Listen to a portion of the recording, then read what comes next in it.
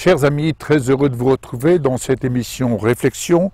Je suis toujours en ces temps près de la Dordogne.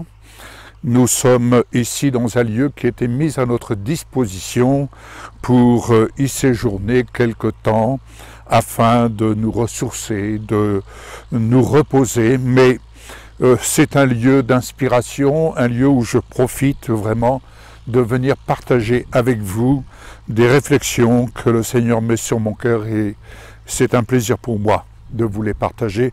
Un plaisir car je crois qu'elles sont en bénédiction. C'est ma prière.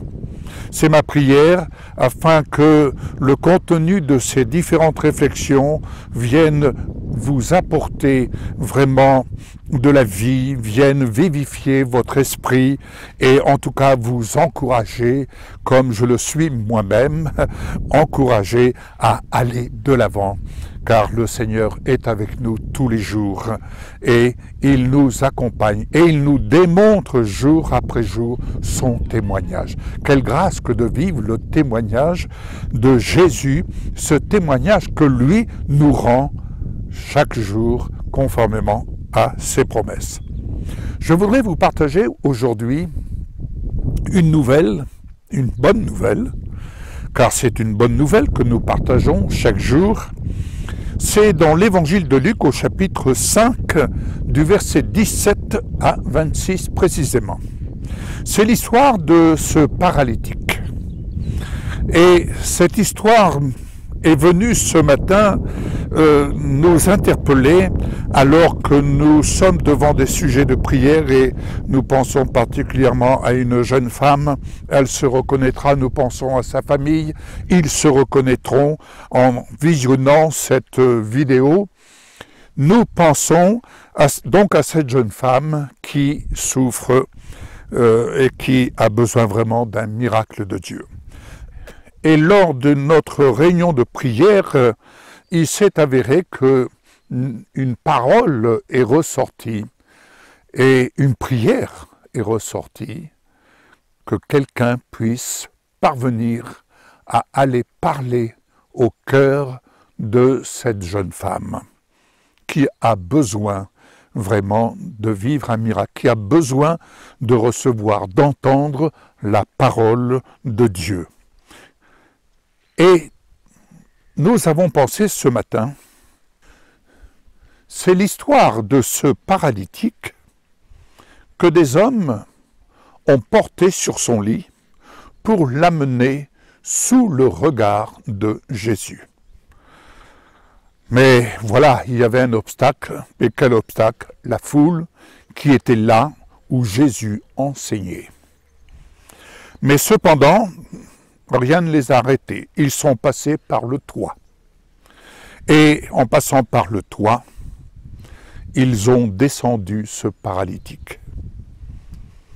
Et alors là, il va se passer quelque chose qui doit nous interpeller. Jésus va voir leur foi. Il n'est pas dit qu'il a vu la foi du paralytique. Mais il a vu la foi de ces hommes, la détermination à amener leur ami paralysé, donc qui ne pouvait pas bouger. Mais ces hommes ont pris une initiative, plutôt que de rester avec des paroles, ils sont passés à l'action. Ils ont amené, ils sont passés la foule. Et ils ont descendu au milieu de cette assemblée, ils ont descendu leur ami sur ce lit, sous le regard de Jésus. Et alors Jésus va leur dire, mon ami, je paraphrase si vous me permettez, mon ami, tes péchés sont pardonnés. Quel scandale pour les scribes qui étaient là. Mais qu'à cela ne tienne. C'est la première des choses que cet homme s'est entendu dire de la part du Seigneur Jésus-Christ. Tes péchés sont pardonnés.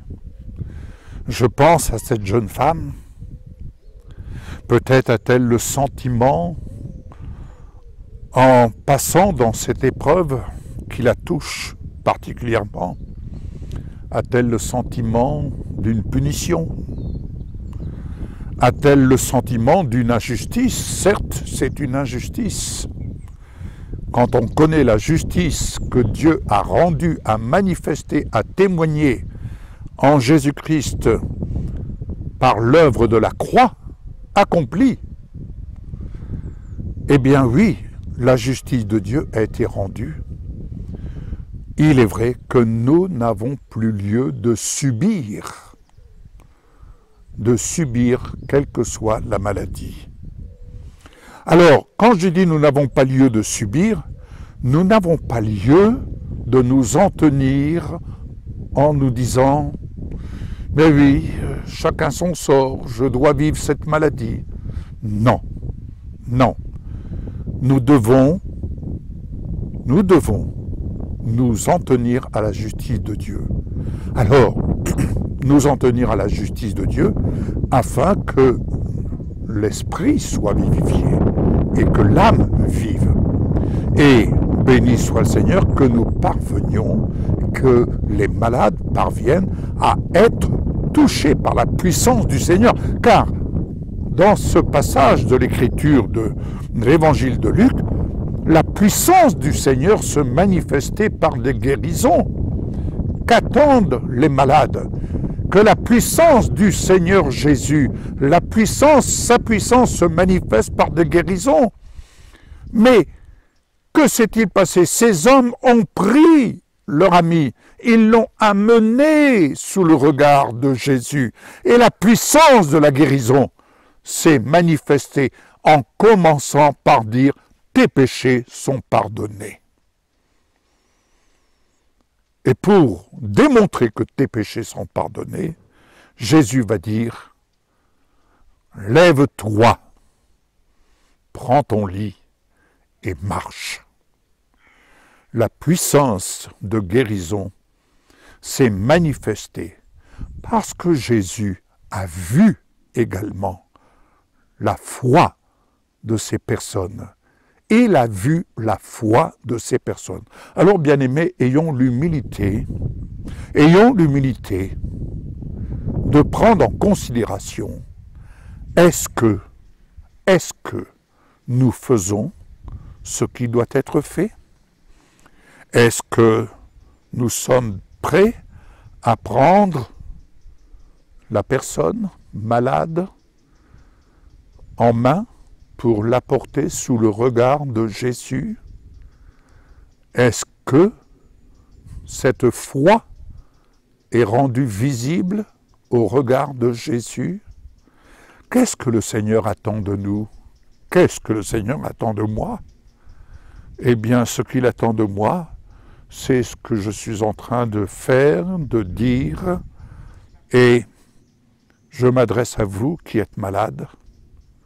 Je m'adresse à vous qui êtes malade. Nous allons poser un acte de foi. Je vais poser avec vous un acte de foi. Est-ce que vous êtes prêts? Mettez la main sur votre cœur, tout simplement. Et la première chose que je vous dirai, comme Jésus a pu le dire, et comme Jésus nous le dit, voici, je vous ai donné le pouvoir de marcher sur les œuvres des ténèbres. Voici, je vous ai donné le pouvoir d'aller guérir les malades. Eh bien, en cet instant, je veux exercer, au nom de Jésus, ce qui m'est donné d'exercer en toute humilité, sous son regard.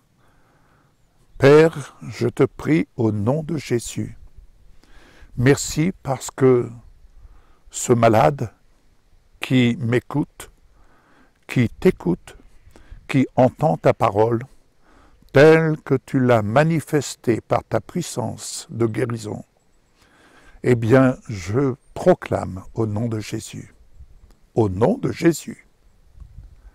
Père, merci, car les péchés de mon ami sont pardonnés. Or, afin de démontrer que ses péchés sont pardonnés. Merci, au nom de Jésus, Père, de manifester ta puissance de guérison dans son corps.